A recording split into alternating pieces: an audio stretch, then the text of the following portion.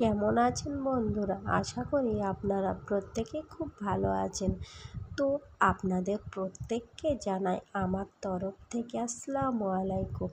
তো বন্ধুরা দেখেন, প্রথমেই সকালে আমি ঘুম থেকে উঠলাম, উঠে নিজে ফ্রেশ হলাম, হয়েই ছেলের রুমে চলে আসলাম। এসে ছেলেকেও ডেকে দিলাম, ফ্রেশ হতে চলে গেল।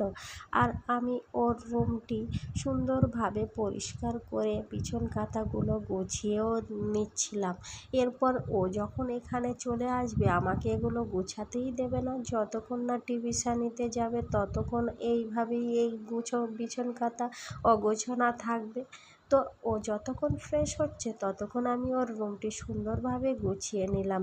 আর সেই সঙ্গে ওর জামা কাপড়গুলো ব্যাগ থেকেও বার করে নিলাম, কেননা ও তো আগামীকাল দাদুর বাড়ির থেকে বাড়ি আসলো, তখন অনেক রাত হয়ে গেল, তখন আর এগুলো বার করা হলো না আমার। এখনই বার করে নিলাম। এরপর তো ওই নিজেই হয়তো বার করতো, কিন্তু আমি তো এগুলো কাচতে দেব, তাই তাড়াতাড়ি এগুলো বের করে নিলাম। চটপটগুলো কাচতে দেব সকাল সকাল। এখন যে বর্ষাকাল, তাড়াতাড়ি তো জামা কাপড়ও শুকায় না।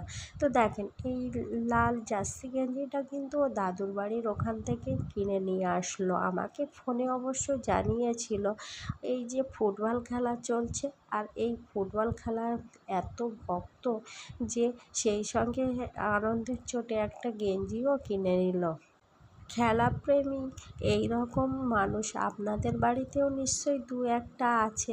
আপনাদের দাদাভাইও কিন্তু প্রচণ্ড খেলাপ্রেমী, ও খেলা দেখতে প্রচণ্ড ভালোবাসে। তো দেখেন, এদিকে আমার সংসারের সমস্ত কাজ আমি প্রায় কমপ্লিট করলাম। সকালে ঝাঁট দেওয়া বা আপনাদের দাদাভাই ওদিকে খাওয়া দাওয়া করে চলে গেল। তো এরপরে আমি আমার সমস্ত থালাবাটি কটা ছিল সেগুলো, চা খাওয়া বা রাত্রের যে ভাত রান্না করলাম সেই হাঁড়িগুলো, সেগুলো সব আমি মেজে ঘষে সুন্দরভাবে পরিষ্কার করে নিচ্ছি। এরপরে আমি রান্নাবান্নার সাইডে চলে যাব। আর মা ওদিকে সবজি কাটতে বসেই গেল। আজকে কি রান্না করে দেখি, মা আজকে কি কোটা বাছা করছে, ওদিকে আমার একটু যাওয়াই হলো না। আমি এই দিকে আপনাদের দাদাভাইকে নাস্তা পানি করে দিলাম, বা এদিকে ছেলে টিউশনিতে যাবে তাকেও খাওয়ানো ছিল, সেগুলো করে দিতে মা বলল যে আজকে আর বাজার ঘাট কিছুই করতে হবে না, আপনাদের দাদাভাইকে জানিয়ে দিয়েছিল।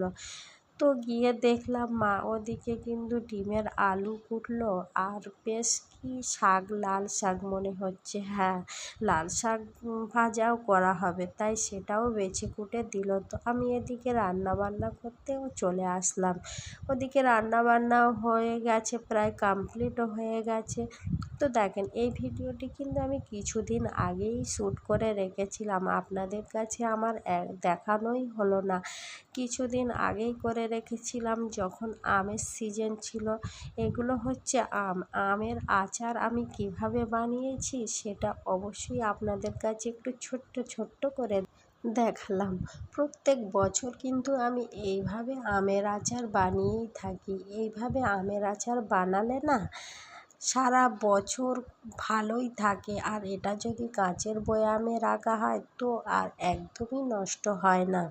অফ সিজনে এই আমের আচারগুলো এত খেতে ভালো লাগে না, আমি তো খুব ভালোবাসি এই রকম আমের আচার খেতে। এই যে আমের আচারটি আমি কড়াই ফেলে নাড়াচাড়া করে বানালাম, আর ওটাকে আমি 1-2 দিন একটু রৌদ্রে দেবো একটা খাঁজার থালার উপর দিয়ে। ব্যাস, ওই আচারটি আমি কাঁচের বয়ামে ভরবো, ব্যাস, আর তো একদমই নষ্ট হবে না। তো আজকে এখানে ভিডিওটি আমি শেষ করলাম। আবার আগামী দিনে নতুন ভিডিও নিয়ে চলে আসব। আল্লাহ হাফেজ।